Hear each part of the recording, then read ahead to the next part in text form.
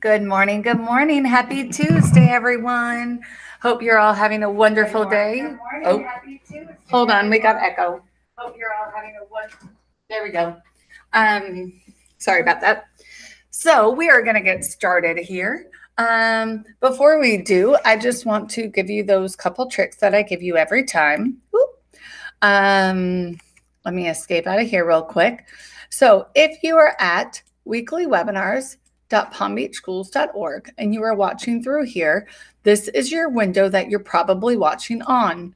If you click on the YouTube link down at the bottom, it will take you to YouTube, which you will then see the chat window over on the right here. So make sure you are on live chat so you see all the messages. You're going to see that Holly has posted her presentation there, and the sign-in for the attendance is also there. I believe they've fixed it, but in the bottom right corner under settings, you want it to be 720p. So it says automatically it is 720p, but if not, it will be blurry. But I believe, like I said, that they fixed that. So you should be good to go to watch everything there. And I'm going to click present again. And I want to introduce the beautiful Holly Ann Ruffner. She's here with us today to teach about research tools and weekly webinars. Without further ado, Holly Ann. Okay, well, see, she can call me beautiful because there's no camera. It's awesome. So good morning, everyone. Thank you for joining us for this weekly webinar. This is going to be really quick overview of where to find tools to use for research, either for your students, you as a teacher, or personally for personal interest. So without further ado, let's talk about why we would want to use a subscription database as opposed to using Google. And you can get great results with Google if you know how to use it deeply and do more than just a simple search and take the first hit, which is what a lot of students do, which is a huge mistake. But our databases, and we spend a great deal of money to provide databases to our students and our teachers, you get reliable content that's at the right level for students without an overwhelming number of results. They're very focused on school type topics, academics, curriculum, so it makes them very, very helpful. Here's a list for you, the reasons that our digital resources help you a little bit more than Google, particularly for students. You can see here that the articles and the material that you get are reliable and accurate. They are licensed for student remix. That means when your students are working on a project and they need a picture, a map, an audio file, we've already paid for them to reuse that material and put it in their presentations.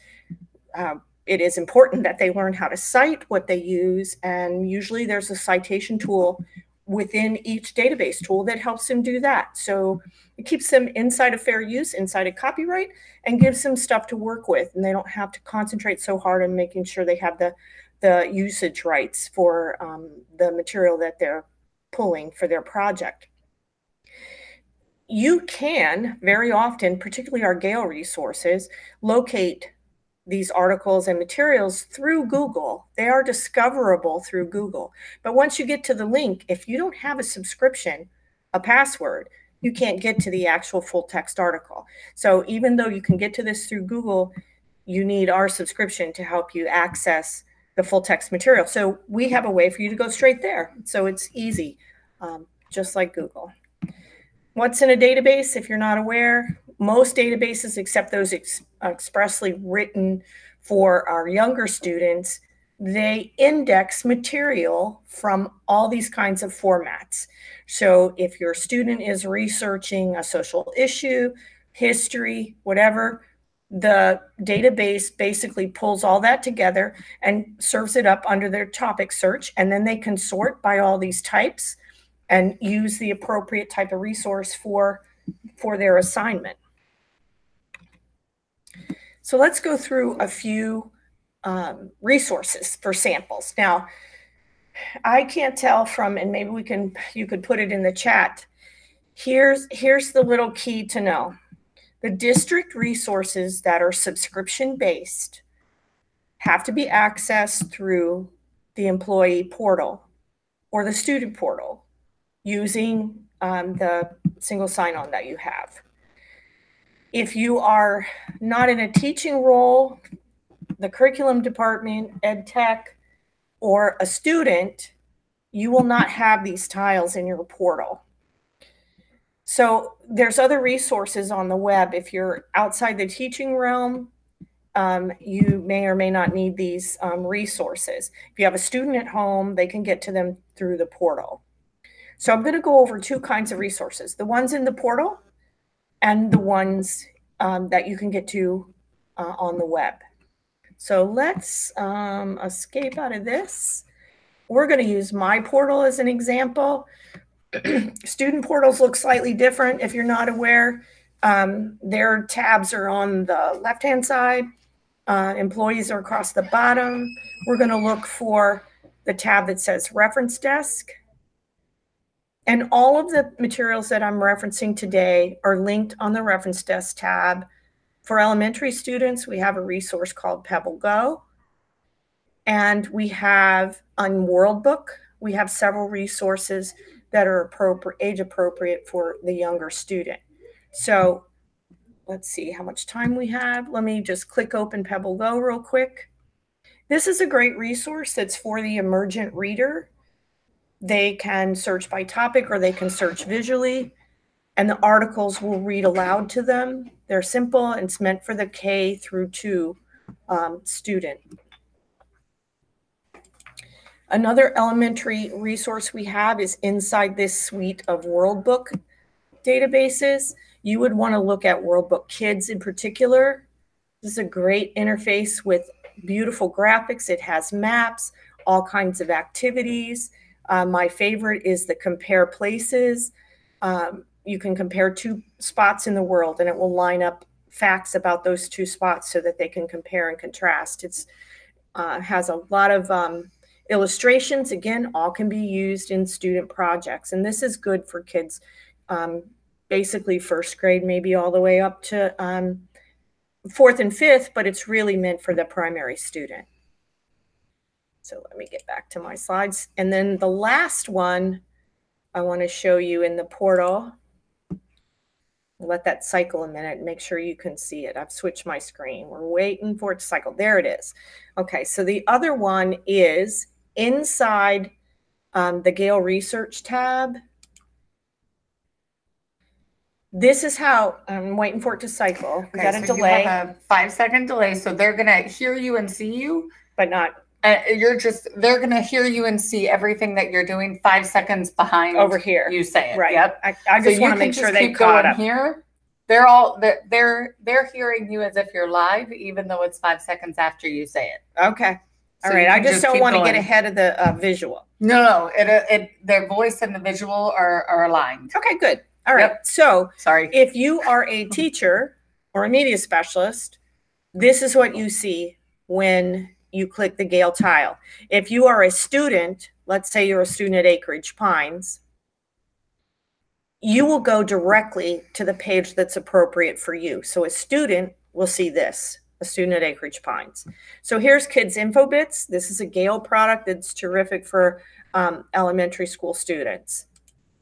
And there's a couple different ways that you can get to this product. And I'm going to show you how you can get to it directly, because this product is actually paid for by your Florida Department of State and your state library. It's called the Florida Electronic Library, and they provide this for us. And there's another way to get to it. But Gale, as a service to us, pumps it right into our Gale portal. So before I forget to mention this, watch on these tools and you will see at the top of many of them, sign in with Google. They're Google integrated, and that means everyone with the Palm Beach County Schools domain, Google domain, can click that. It will sign you in, and you can save articles to your Google Drive or pictures, whatever you want to save, material from these databases, right to your Google Drive.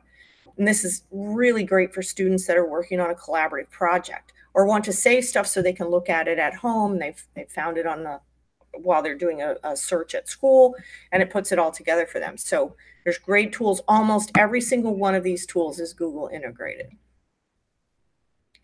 So let's go back and see. So there's a couple other areas that you could go to, tools on the web that I would highly recommend. And one of them comes from the Florida Electronic Library, like I mentioned. And this is going to take us a direct link to a certain page within the Florida Electronic Library. It's their, they call it homework and research. And if you look at it closely, you'll see it will come, it's linked on some other pages in this presentation, but you can see that they have tabs: elementary, middle, high school, college, educators, and general interest. This is another way to get to for example, kids info bits. So if you don't have these tiles in your portal, the Florida Electronic Library is a great resource for you. It is www.flelibrary.com, and it will come up and ask for you to authenticate by location. And if that doesn't work for you, your library card will work. It is free to every home in the state of Florida based on IP address, and your library card as a backup. So we'll come back to this. There's resources for every age student here. And then a site that I really enjoy is Smithsonian. Smithsonian, it's a deep site with multiple layers of resources. This is the Smithsonian Learning Lab, and this is the page for younger students. They can learn so many things here and find information possibly for reports or curriculum work, or teachers could find examples of items that fit their curriculum topics in the classroom. It's a terrific site, and there are no ads on this site, which is important. You can get to a lot of resources on the web, but then there's advertisements on the side. So, you know, this is a great one that's curated for actually every age group. We just happen to be on the kids page, but it's a really safe place for them to go. So that's my elementary resources. Let's look at secondary students.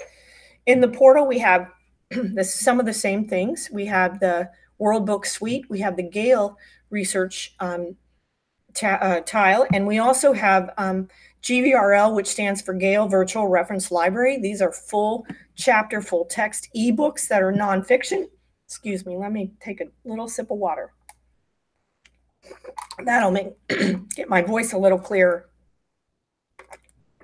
And we have SIRS, which is a pro-con database, which helps students that are in debate or in a higher level English class where they're writing essays on social research topics. So let's take a quick peek at that part of the portal. Back to the World Book icon. And I have to close this to get it to work because it wants to go back to where I was. So any of these resources, particularly World Book Advanced for high school students, World Book Discoverer for middle school students, and World Book Student for middle school students. Excellent general resource for all kinds of topics. Again, maps, pictures, videos that can be pulled into student products. And we also have access to a full Spanish encyclopedia that is at the secondary level. For the sake of time, I'm not going to open any of these, but that is our World Book Suite. And then our, let me close this, our Gale Research tab. Again, it opened on Acreage Pines because that's the last place I was. Same thing with high school students. They will land on the page for their school. Teachers will land on here and have to pick their school. So I'm just going to open Dreyfus's page. You can see that they have a multitude of resources to choose from.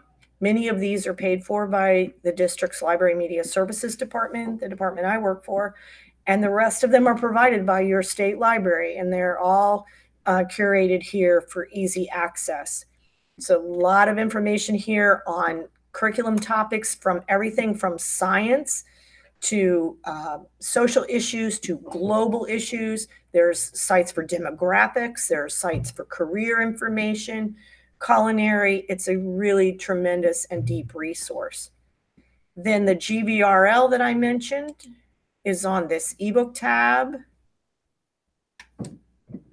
It's loading slow even for me. These are full text ebooks that you can download chapters. You can search by topic. I'm going to click over on history. We recently added a great deal of African American history materials. And these are, like I said, all downloadable to Google Drive. And you can explore that on watching our time. You're good. You got 15 minutes. You can download chapters straight to your Google Drive. That's awesome. And keep them in perpetuity. That's even better. That's even better. Yeah, and they can be read on a mobile device as well. So that's the things in the portal. I put a couple resources here that are on the web that are appropriate for secondary students. We'll click the homework one more time. This is the high school resources. Some of them are redundant to the ones in our GVRL portal because the Gale company does that for us, but there are additional resources here that are not in that portal. So it's another place for them to check for research material. One of my favorite places is the Library of Congress. I don't know if you're aware, but they have a huge, deep, incredible website with all kinds of digital materials.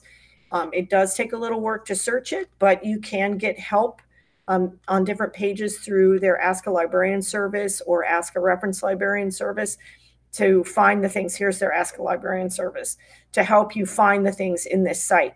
Most of them have the digital rights to be reused, and they have a way to cite the material as well. There is so much in here. It would take a whole day to talk about, but it's worth exploring for, and I've also put this on the teacher resources because it's such a great wealth of information. Another favorite of mine for secondary students that's free out on the web is called the Encyclopedia of Life. This has incredible information on animal classification, pictures. I love the graphics. This is a fabulous for the secondary science student, particularly the very serious biology student. It's an incredible resource and it's free. Wow. That's great. So then let's just take a quick peek back at Smithsonian for researchers. This is a different area of the Smithsonian site, and it has the different areas that you can dig into for research. So students doing higher level work in, say, IB, AP courses might find a lot of information here on their topic. It's just a site worth taking a look at. So let's quick jump over to tools for teachers. Of course, all of the databases in the portal I talked about, those tiles are there for classroom teachers. An additional one that I didn't show you with students is called Teaching Books. So let me jump over there. Here I am back in my portal. And you look for this little colorful book symbol. It's teachingbooks.net. If you teach reading, English language arts, you do book studies, author studies, this is an incredible resource for finding information about a particular author. You can find author interviews. You can even learn how to pronounce an author's name correctly on this page. You can search by book title, and you can search by lists. We actually have our Florida book list custom done here. Our SSYRA and SSYRA Junior and Florida Teen Reads happen to be here. Again, we could spend a few minutes on this, but we're kind of pressed for time. But this is a great resource, and it is available to students as well if they'd like to look up their favorite author and look up the books that they have. Now, there's no ebooks here. You can't read the author's books here. You can learn about the author and learn about what books they've written and so forth. It doesn't take you to full text copies of the books, but it does give you a lot of other information if you're doing, like I said, author studies or a biography report on an author. So let's do, so these links will work. I want to show you the Library of Congress teacher pages. And Holly just said the links will work. If you haven't noticed yet in the chat on the YouTube page, the link to the presentation is there. So you are welcome to go and, you know, click on that link, have that presentation, and be able to participate later. Right. So I know it's a little annoying that the screen flashing from one site to another, but I put the links in the presentation so you'd have them for later. This is a teacher resource on the Library of Congress. There are classroom materials, professional development. They teach you how to teach with primary sources. There's a wealth of information here. There are groups of resources by theme. There are lesson plans to use these primary sources. So if you are a secondary history teacher, even at the elementary level, there's things that you can find here if you're looking to talk about American culture in the past and use primary sources as part of your instruction. Let's see, we'll slip back to the Smithsonian site because it has an educator page as well. So this gives you the direct link to that. Lots of resources for different levels, explains their digital collections, how to access those materials. And again, most of these items in the digital collection are pictures of physical items owned by the Smithsonian, and you can use those pictures in student work and teacher presentations. There's just a variety of ways that this material can be used. And it does have a search at the top, so you could search for a topic. One of my favorite places is the Florida Memory Project. This is another service of the State Library and the Archives of Florida. These are photographs and maps from Florida history and Florida popular culture. And you can see that they have a classroom collection with educational resources. So this is particularly useful for obviously teaching Florida history or dipping into Florida history when you're teaching possibly American history. Like here's a whole collection on Florida during World War II. So the American history course, when you're talking about World War II, you can narrow it down and dip into what was happening in Florida. So that's a great resource for teachers. Again, pictures and audio files that can be used in presentations and student work. The last resource on the teacher page is our School District of Palm Beach County Professional Library. Just wanted to make sure that everybody was aware we have a website.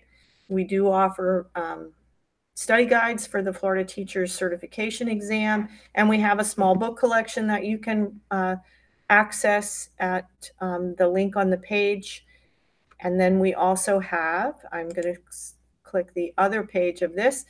This takes you back to the Florida Electronic Library and 2 resources from Gale that offer you educator-related articles and material. And this is linked from the teacher page in the new Digital Hub site and the media specialist page in the new Digital Hub site that comes out April 19th. Is that when they're launching the new website? So this will be linked from there. And then, of course, you have the link right in the slide deck that we've shared with you, so you can remember how to get there. So I'm checking the chat. I don't see any questions. We kind of went through pretty quickly. So I always in my presentations about research stuff in the Florida Archives with this slide, if you click the link that says State Archives of Florida, it will take you to a search in the Florida Memory Project, which houses photographs it's a search I did for a park near my home called Crest Lake Park. This picture was taken in 1964, and it is me when I was 10 years old. So it's very exciting. You have to excuse me as a librarian. Not only am I archived in the State Library, but I am so old, I'm in the public domain as well. And that's the copyright that you see. Yes, I am. It's right there. This photograph, you're free to use it any way you like. It's in the public domain, which means there's no copyright on this photograph that was taken by a Clearwater Sun reporter whose last name is Hackett, but that's the citation for it. But it's always fun to end with that. There's a lot of neat things in the Florida Memory Project, old things from Florida. So if you're a Florida native like me. So where is that taken? That's taken at Crest Lake Park in Clearwater, Florida. Okay. You said that, didn't you? In 64. Wow. Yeah. You're so cute. Yeah, right. I look like the ducks. But anyway, No. that was my entertainment when I was a kid. That's cool. Anyway. We just went to a farm this weekend, so Grayson got to play with ducks for the first time. It was so cool. You know, that was just a thing. I love ducks and chicken and turkeys and all sorts of God, he's growing horses so fast. Oh my God, it was amazing. They don't need to know, but it was cool. They had horses and donkeys and four-wheelers and all sorts of things. It was very cool. So check the chat. I don't see any questions. We got a minute or two, Melissa? We do. Let's do the homework real quick. Okay. So make sure that you watch the training, or we're here for the training. Your implementation homework, please take a screenshot of you using something you learned during the presentation. But of course, the picture can't be taken during the presentation. Everything needs to be uploaded into e-learning management. And there is one survey per semester that needs to be taken as well. So please make sure that you take that as well and get that done. And so just to tag on to the homework, that's why I made sure there were links to resources that are outside of our subscription resources, in case you're not a teacher and don't have those tiles in your portal, so that you can use those other resources for your homework, and plus just to explore them. They're good resources. But just to note, if you are a teacher and you do have those tiles in your portal, those tools work best. Well, they really only function, the access functions from home, if you log into your portal and click the tile. Don't try to get to Worldbook by going to worldbook.com and clicking. It will ask you for a password, and then your Active Directory won't work that way. So use the portal if you have the tiles. And if you don't have the tiles and you want to do the homework for the webinar, use one of the web-based resources. And I don't know about our audience, but every time I'm with Holly Ann, I learn something new. I didn't know that half of those resources were free given to us. I didn't know that we even subscribed to half of them. I know that when I was in the classroom, we used Google a lot, you know, and that was the extent of our searching. But this is a much safer, easier, cleaner way to search for our students. So thank you so much for joining us today and sharing all this vital information, as Ms. Johnson put it. And the last slide, I believe, the next webinar is going to be April 9th. So that date obviously is wrong, but the next webinar is on collaboration and communication. So that will be next week. In the chat window, oh, I lost it. In the chat window, I'm gonna put that link for you. If you could please fill out that EdTech survey for us, that would really, really help in gathering some data as to whether or not these are helpful and useful for you. So again, if you say, yes, I need additional assistance, or I want more of this, that means that we come to your classroom to help you, and you will get an email prior. So if you just want more trainings, just go ahead and put no, because more are coming weekly. So just so you know. What else? And I think that's it. So there's Holly Ann and my information, Melissa Matthews. I also put it in the chat window, Holly's information, so you have that as well. Feel free to reach out to either of us with any questions you have. Thank you so much for joining us, and happy Tuesday. Happy Tuesday, everybody.